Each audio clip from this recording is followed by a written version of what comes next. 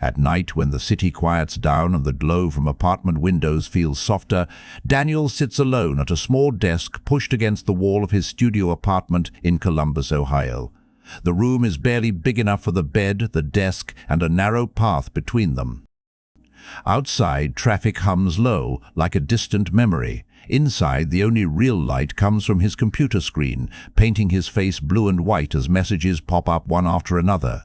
Names appear, jokes land, emojis stack up. To anyone watching from the outside, it would look like connection. It would look like friendship. Daniel smiles sometimes, types back fast, keeps the rhythm going. But when the messages pause, even for a second, the room feels heavier. He's 32 years old, works the evening shift at a warehouse on the edge of town, and spends most of his life moving between places where no one really knows him. Online, people greet him by name. They ask how his day was. They remember details. Offline, he is mostly quiet, a blur in work boots and a hoodie, someone who clocks in and clocks out without leaving much behind. The contrast feels sharp tonight. He leans back in his chair and listens to the refrigerator hum. His phone sits on the table, dark and silent. No calls.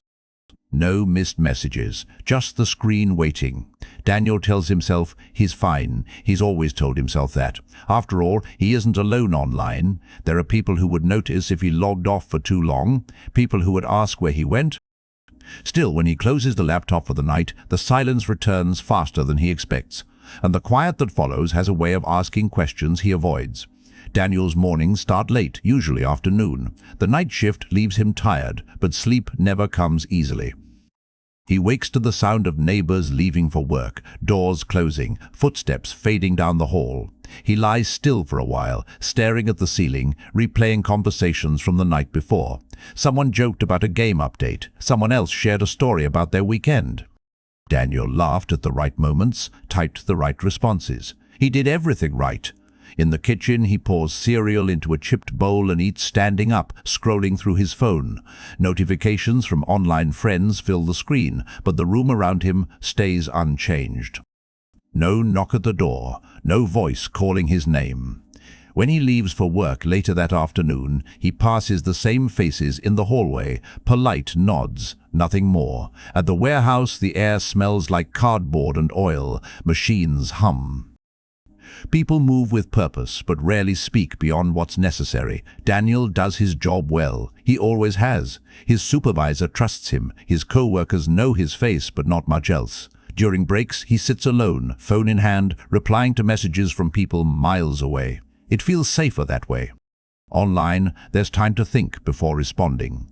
In person, silence stretches too long, and Daniel never knows how to fill it. When his shift ends, he clocks out quietly and walks to the bus stop under flickering lights. The street feels empty, even when cars pass. And every step home feels longer than it should. The bus ride gives Daniel time to watch the city drift by. Gas stations, diners, closed storefronts with lights still on behind the glass. He wonders about the people inside, sitting together, sharing space without screens between them. He remembers college years ago when friendship seemed easier, closer. Somewhere along the way, those connections faded, replaced by usernames and avatars. Online, he found communities that welcomed him without asking too many questions. They didn't see his hesitation, his pauses. They didn't notice how quiet he was in a room. At home again, Daniel kicks off his shoes and sits on the edge of the bed.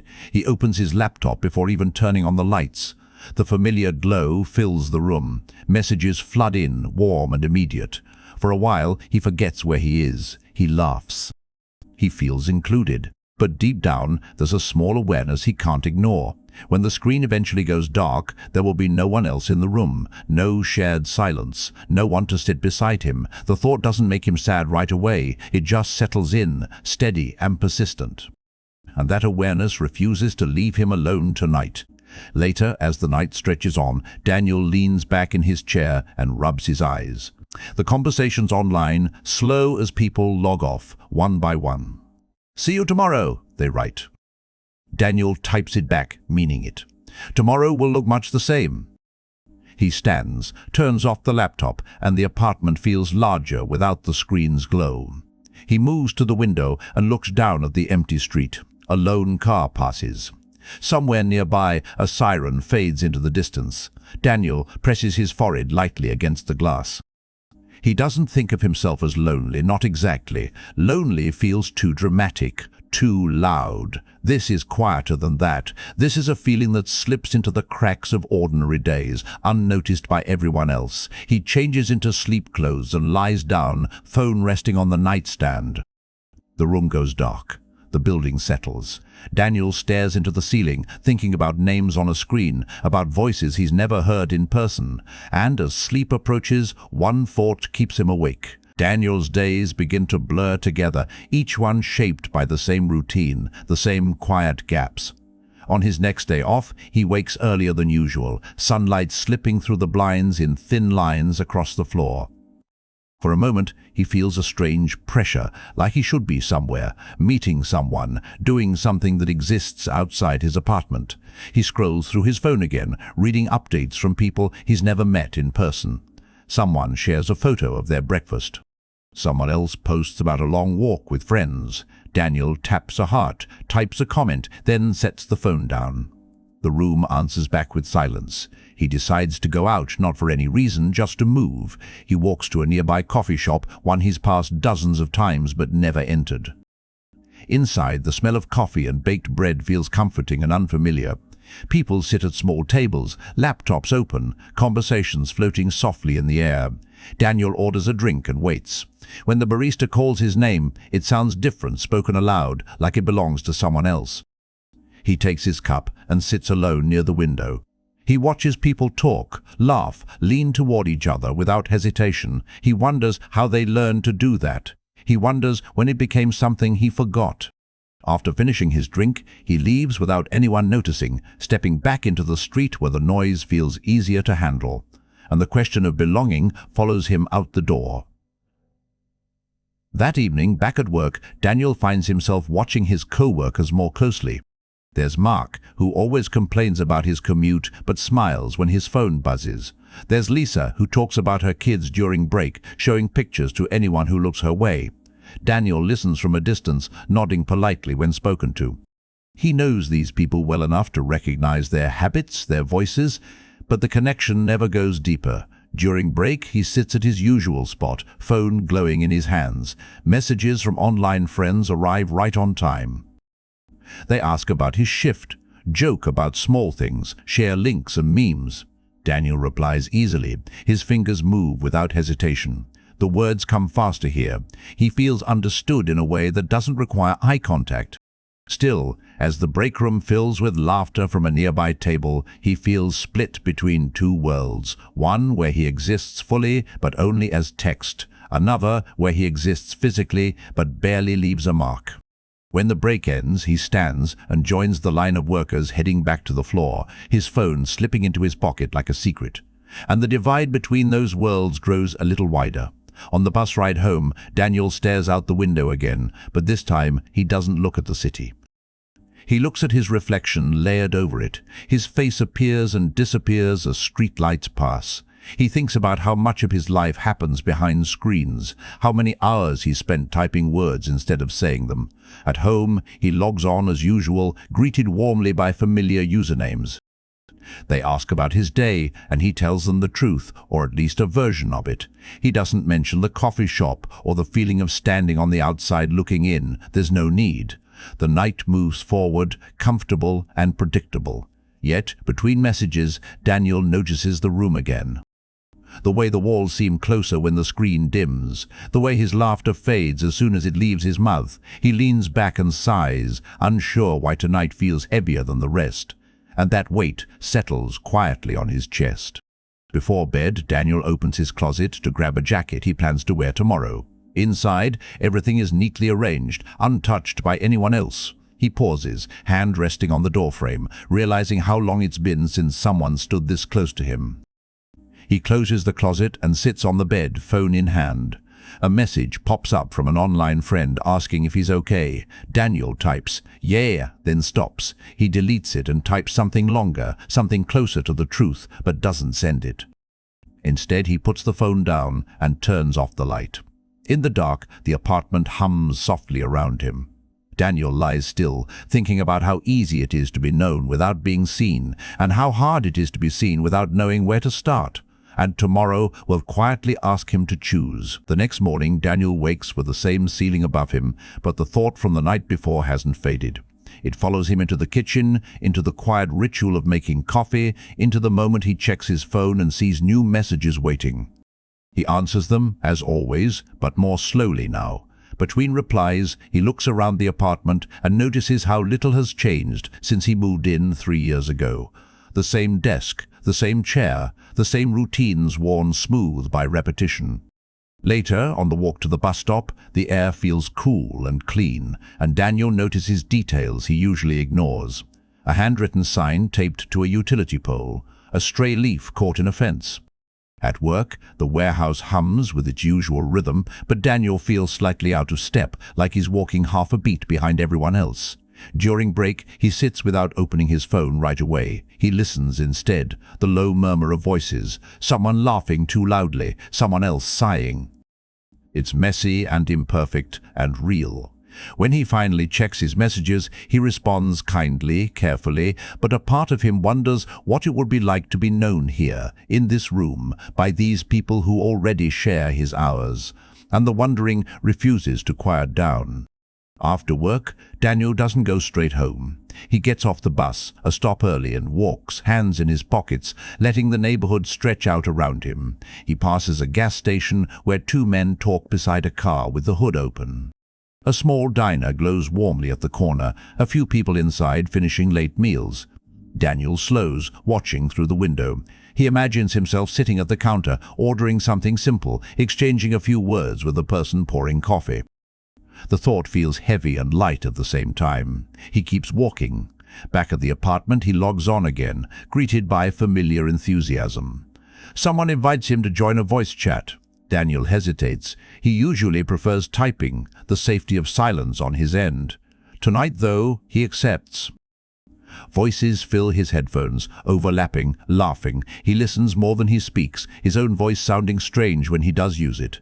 It's comforting, but also distant. When the call ends, the apartment feels quieter than before, like the contrast sharpens something inside him.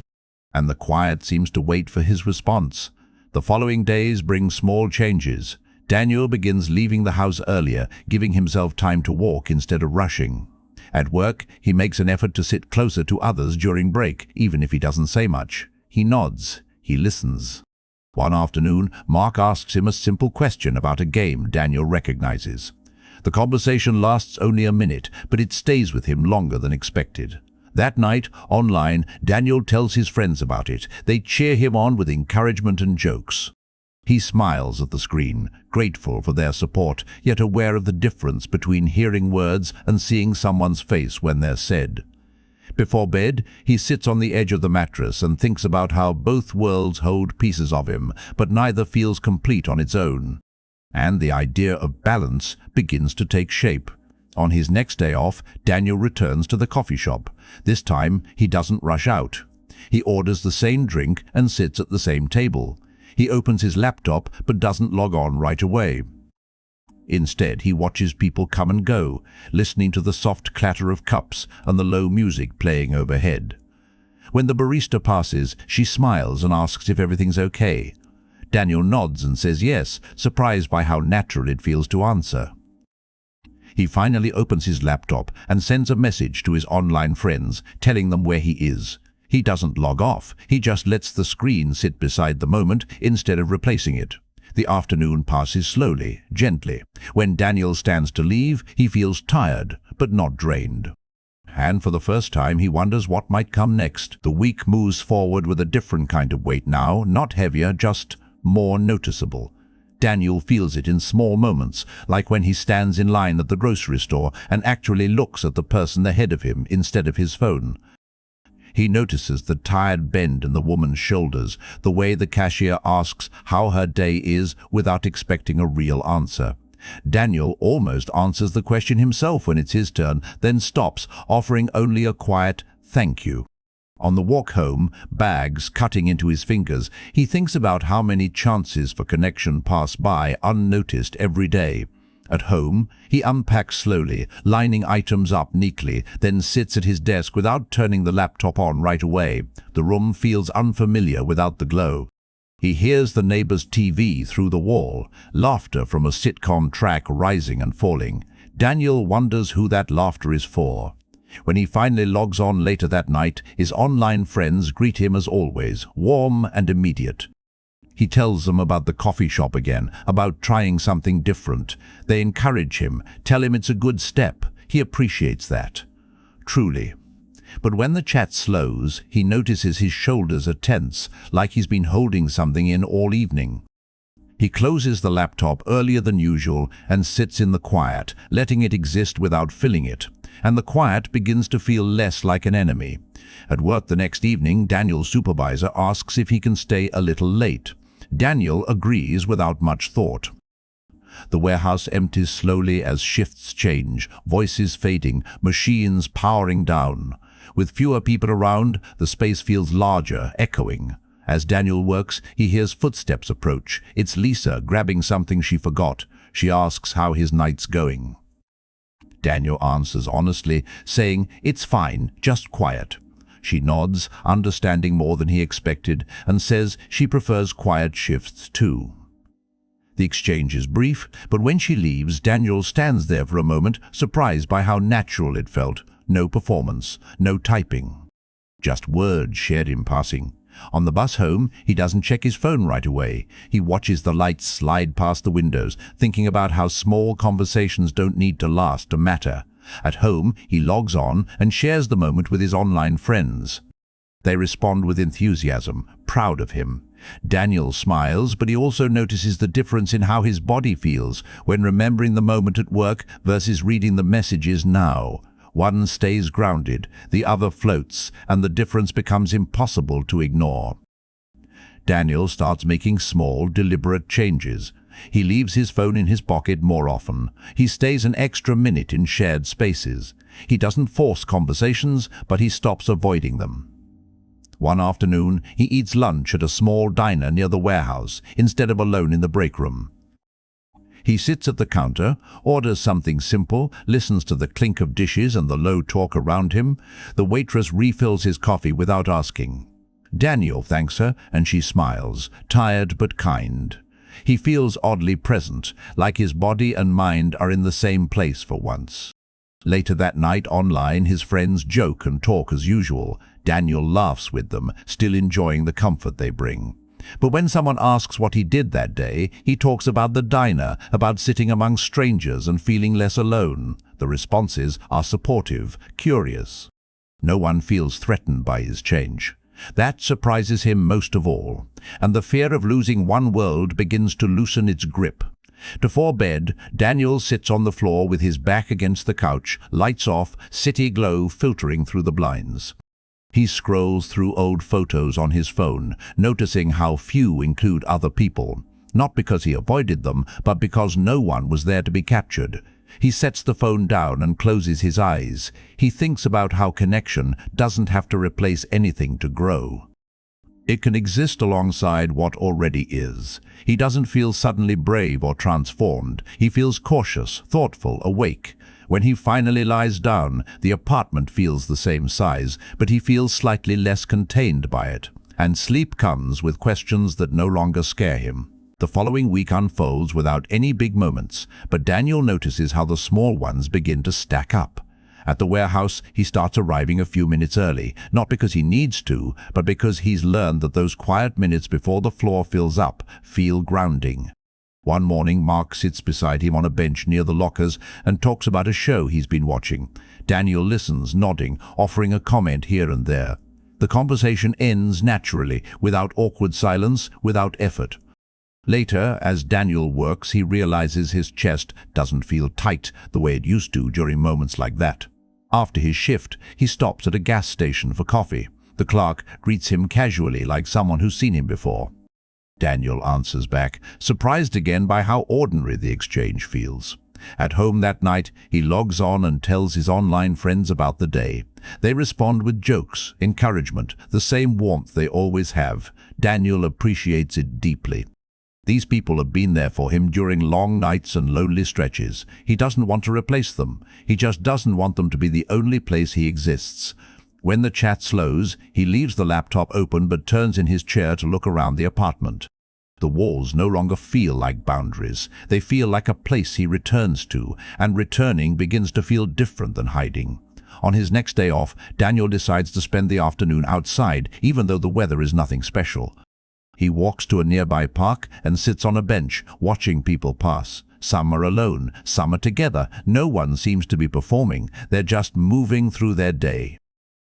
Daniel thinks about how much pressure he used to feel to say the right thing, to be interesting enough to keep someone's attention.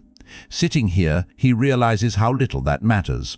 A man sits down at the other end of the bench and asks if the seat is free. Daniel says yes. They don't talk after that, and that's fine. The shared space feels enough. Later, Daniel stops by the grocery store and runs into Lisa from work in the same aisle. They exchange a few words about dinner plans, laugh briefly, and go their separate ways. The moment stays with him. At home, he logs on and joins a voice chat. He talks more than usual this time, his voice steadier. His friends notice and comment on it. Daniel smiles, feeling supported, not trapped. And for the first time, both worlds feel like they're listening. As days turn into weeks, Daniel stops counting how often he checks his phone. He still talks to his online friends every day, but the urgency fades. He no longer feels like disappearing if he logs off early.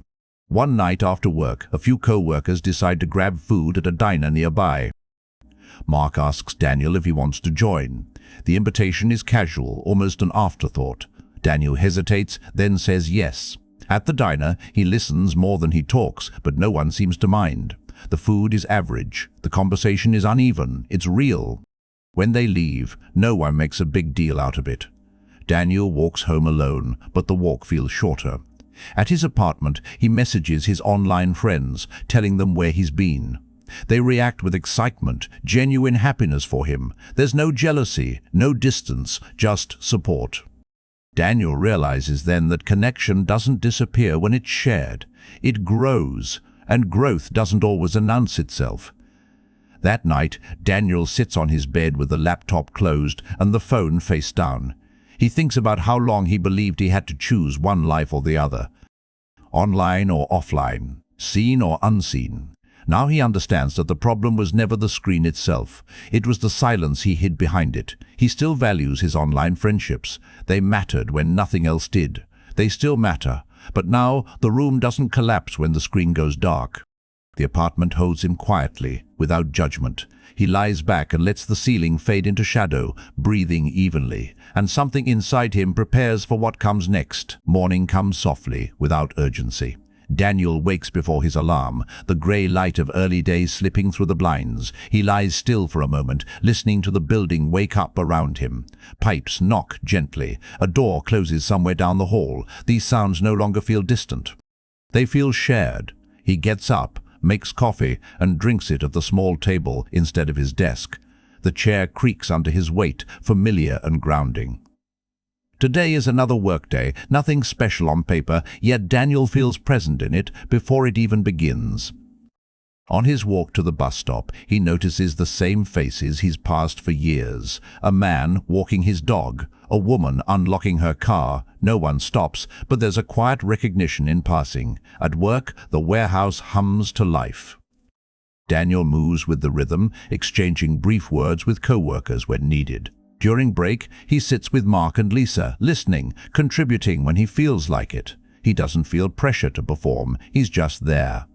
Later, when he checks his phone, messages from his online friends wait patiently. He smiles, knowing they're there without needing to escape into them, and the balance he once searched for begins to feel real. That evening, Daniel rides the bus home as the sky darkens. Streetlights flicker on, reflecting in the windows. He thinks about how many nights he spent watching the world from behind glass, convinced that was as close as he could get. At home, he logs on briefly, greeting his friends, sharing a few thoughts about the day.